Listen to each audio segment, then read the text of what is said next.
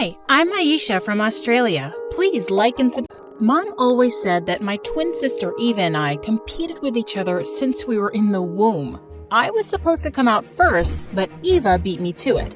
Growing up, I was a wild and carefree kid, while Eva was the complete opposite. She always had her nose in books, whereas my head was always up in the clouds. Mom liked that Eva did well in school and had her life together, so she'd compare us a lot. She always wanted me to be more like Eva, but man, you only live once, and I was in no mood to be that boring. I loved playing with model airplanes. We lived near an airport, and whenever I heard them flying over, I'd run out and wave to them. Hi! Bye! Bye, Mr. Pilot! I knew that when I'd grow up, I'd be a pilot, and I'd fly away anywhere I wanted. I could never sit still for long, and I'd always get in trouble for being too wild. Once when I was 7, a mosquito kept me up half the night, so I decided to use my water gun to get revenge. But when I accidentally knocked over Mom's favorite flower vase, she was so mad. Aisha, that was so expensive. Why can't you be more like your sister? Here, Mom. Take my shoe. She deserves a good beating for this. It was an accident. I just wanted to get that stupid bug. Mom never raised a hand to me, but I think I pushed her buttons a lot.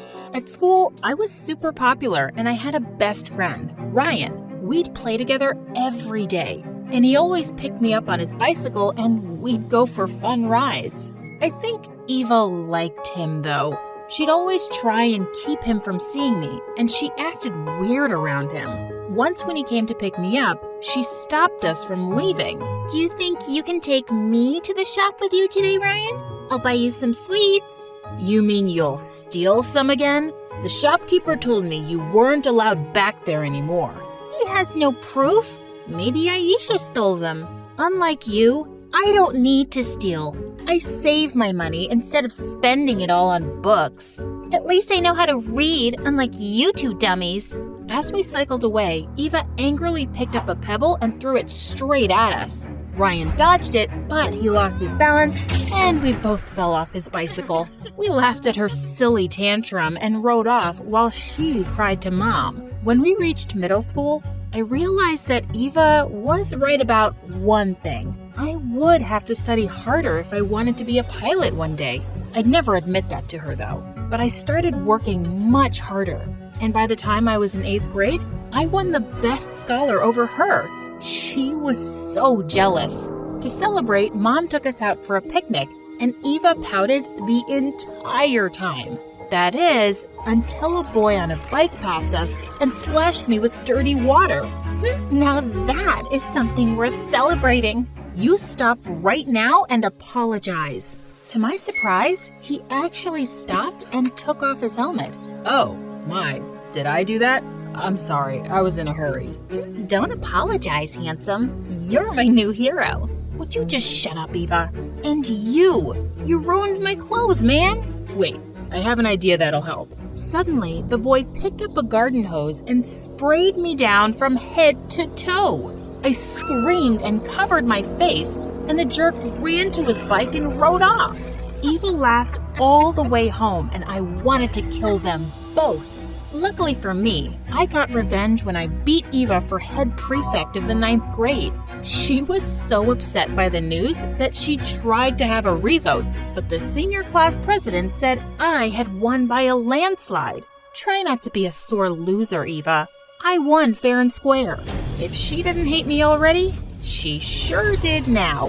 One day at school, I noticed a boy sliding down the railing of the stairs, and I realized it was that jerk who'd ruined my dress. As soon as he saw me, he started running, and I followed. But he was too fast for me, and I lost track of him in the garden outside. As I turned around to go back inside, he suddenly appeared in front of me, holding a bunch of roses. Oh God, those were from the principal's precious garden. Pretty roses for a pretty girl. I thought you should have them after I was so rude. You're in so much trouble. Those are the principal's roses, and she's gonna... Shh. You always look so angry. Why don't you give those beautiful lips a rest? I'm Eric, by the way." He then took my hand and kissed it. "You're an odd duck." When he suddenly quacked like one, I couldn't help but laugh. It turned out he was a new student, and literally every girl was going crazy over him, including Eva. She did everything she could to get his attention. One day at lunch, she accidentally bumped into him, and her scarf got caught on his watch. When she giggled and said fate was trying to bind them together, I almost threw up. But Eric just took off his watch and set it down on the table. "There, now fate is binding you to the table." The look on her face as he walked away was priceless. And I have to admit, I liked his style. We began to spend a lot of time together, and I really enjoyed his company. And I was kind of falling for him too. But I was spending less time with Ryan now, and he seemed very upset by that. I told him he'd be my best friend no matter what, but he almost seemed jealous. Eric didn't like me spending time with Ryan either. One day while we were studying together in the library, Eric saw us and he freaked. "Are you trying to steal my girlfriend? Why are you always around her?" He grabbed Ryan by the collar and shoved him away from me. "Eric, what are you doing? He's my best friend." "He wants to be more, and he won't admit it."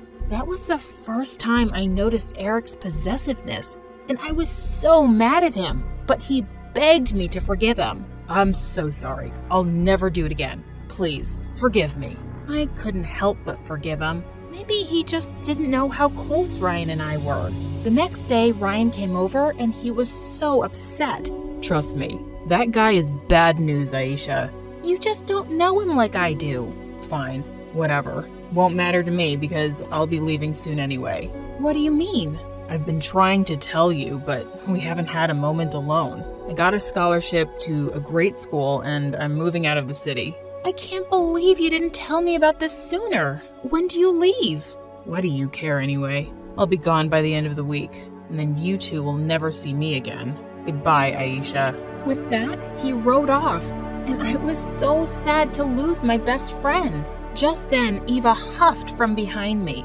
"I can't believe how stupid you're being. What are you going on about? Ryan is totally in love with you, you idiot. He has been since we were kids, and you're wrecking it all for that jerk Eric." "What? You're crazy. We're best friends, and he's never liked me like that." "You're so blind, Aisha. But fine, don't listen to me." As usual, Eva shoved me aside and stomped off angrily, and I felt so confused.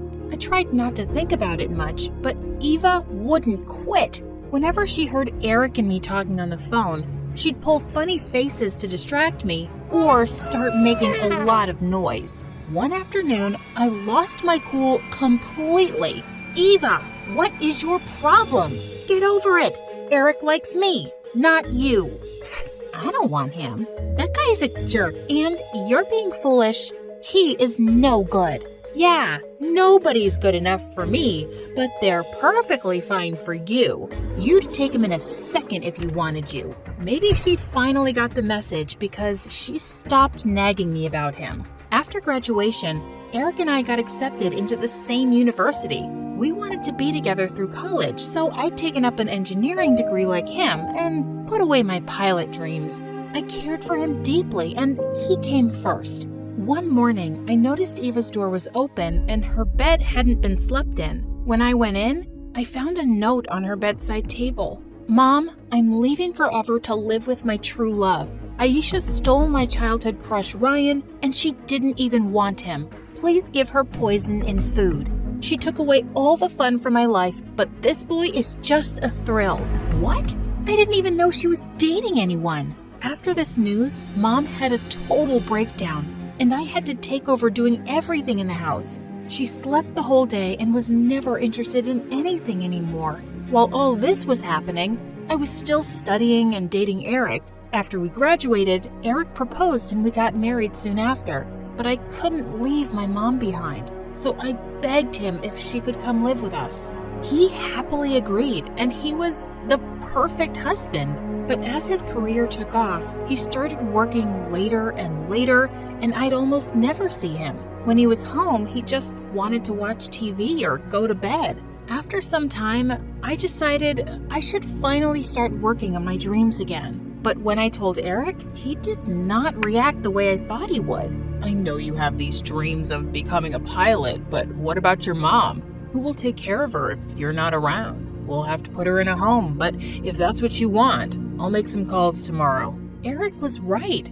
I couldn't do that to Mom. I immediately put my dreams aside. Mom came first. 2 years later, I found out that I was pregnant, and I was so happy.